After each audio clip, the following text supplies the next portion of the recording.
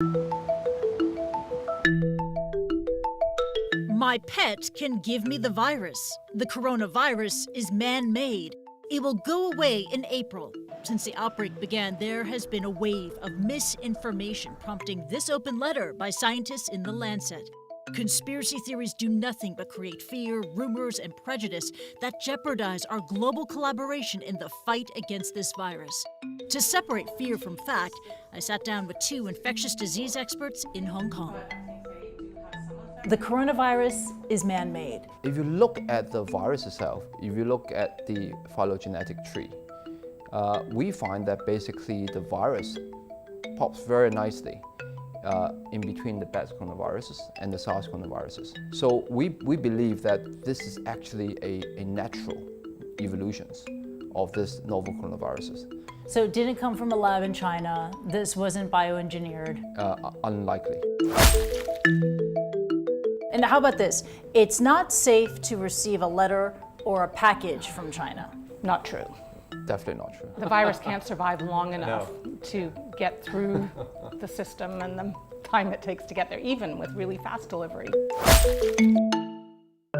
My pet can give me the virus because we know that a pet here in Hong Kong has tested positive for the new coronavirus. The pet has even been placed in quarantine. It's very unlikely and more likely the dog has been environmentally contaminated. Even though if it's contaminated, you won't get a very high viral load. And it's very unlikely that you can actually be transmitted from the pets to you. It's very unlikely. Now, this is a big one.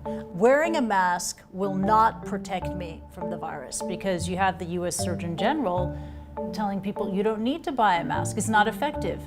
Is it? If you look at the data in Hong Kong, wearing masks is probably the most important thing in terms of infection control. Wow. It not only brings down the cases of coronaviruses, it also brings down the influenza. In fact, this is now the influenza season, and we hardly see any influenza cases. And that is because the masks actually protect not only against the coronaviruses, but also against the influenza viruses as well.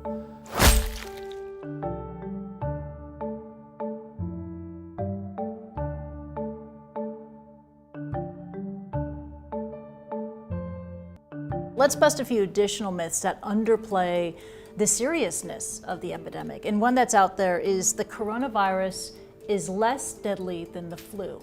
How did they compare? If you look at the mortality rate so far, currently is stand at 3.4% because I think recently it's been pulled up by the Iranian mortality. But otherwise, if you look at the 1,000 cases being reported by Professor Zhong Nanshan in the New England Journal of Medicine, basically the mortality rate is around 1.4%, or probably even going to go lower is the denominator getting bigger. So it still stands about 1%. For influenza, it's 0.1% or even lower, depending on what seasons you are. So it's still 10 times more deadly compared to influenza. But you're saying it's 10 times more deadly than seasonal flu, coronavirus. Indeed, yes. And more transmissible. And more Yeah. contagious. But there's still a lot of people around the world who say the quarantines, the closures, the restrictions on travel, it's all an overreaction. Is it much ado about nothing to a certain degree? If we don't prepare for this, we're going to get hit by something very bad. We hope for the best, but we plan for the worst. And, maybe like a hurricane, as it approaches shore, it will get weaker and it'll only end up being a category 1 or 2. That'd be wonderful. But we can't plan that way. The virus. They're working hard. Looks like by April, in theory, when it gets a little warmer, it miraculously goes away. I hope that's true. The virus will go away in April.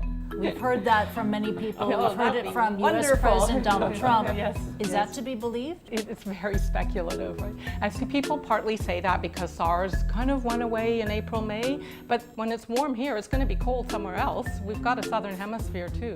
In SARS, it only affected a few countries, but this time is really a pandemic scale. So basically, it can come back, especially in the southern hemisphere, and then alternate with the northern hemisphere.